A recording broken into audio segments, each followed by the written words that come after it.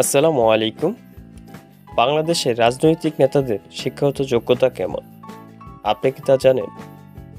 বাংলাদেশের প্রথম সারির রাজনৈতিক নেতাদের শিক্ষাগত যোগ্যতা কেমন সে বিষয়ে আজকে আমরা জানব।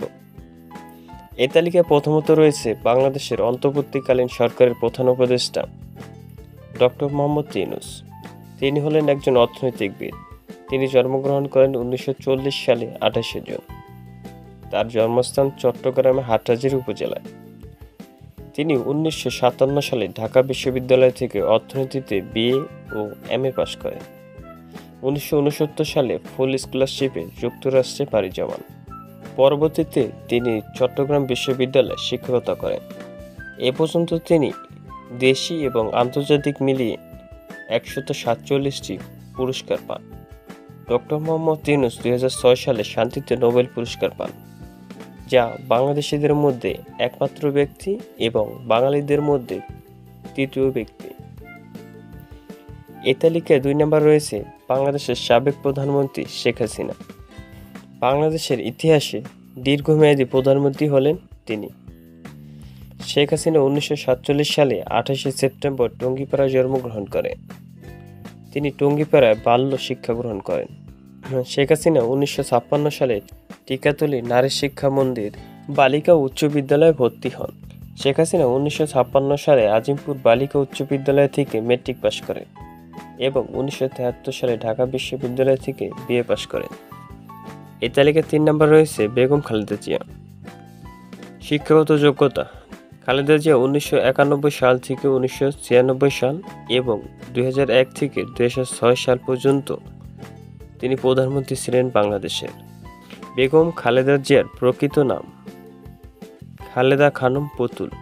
তিনি 1945 সালে দিনাজপুর জেলায় জন্মগ্রহণ করেন। খালেদা জিয়া স্কুল জীবন শুরু করেন দ্য মিশন স্কুলে।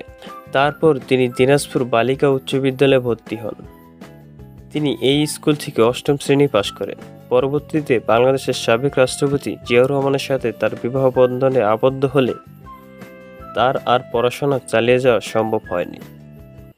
তবে ছাত্রী হিসাবে তিনি ছিলেন অনেক মেধাবী একজন ছাত্রী। এই তালিকায় 4 নম্বরে রয়েছে হোসাইন মোহাম্মদ এরশাদ।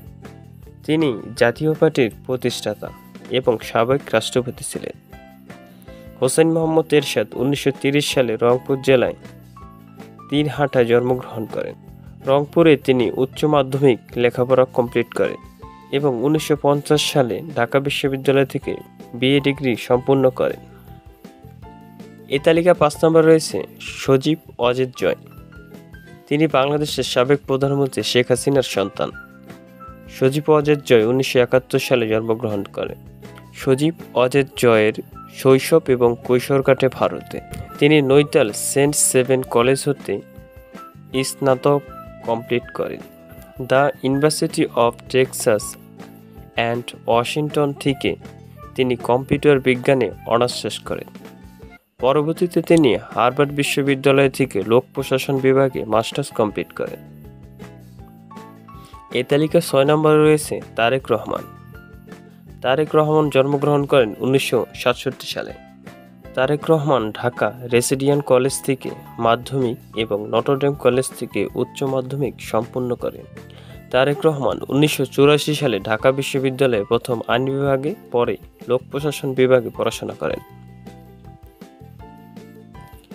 এই হচ্ছে ভিডিও। আশা করি আপনাদের ভালো লেগেছে এবং কোথাও যদি বুঝতে সমস্যা হয় অবশ্যই কমেন্ট করে জানাবেন এবং আমাদের ভিডিওতে অবশ্যই লাইক করুন আর আমাদের এগিয়ে যেতে অবশ্যই সাবস্ক্রাইব করুন ভিডিওটাকে অবশ্যই শেয়ার করুন। সকলে ভালো থাকুন, সুস্থ থাকুন।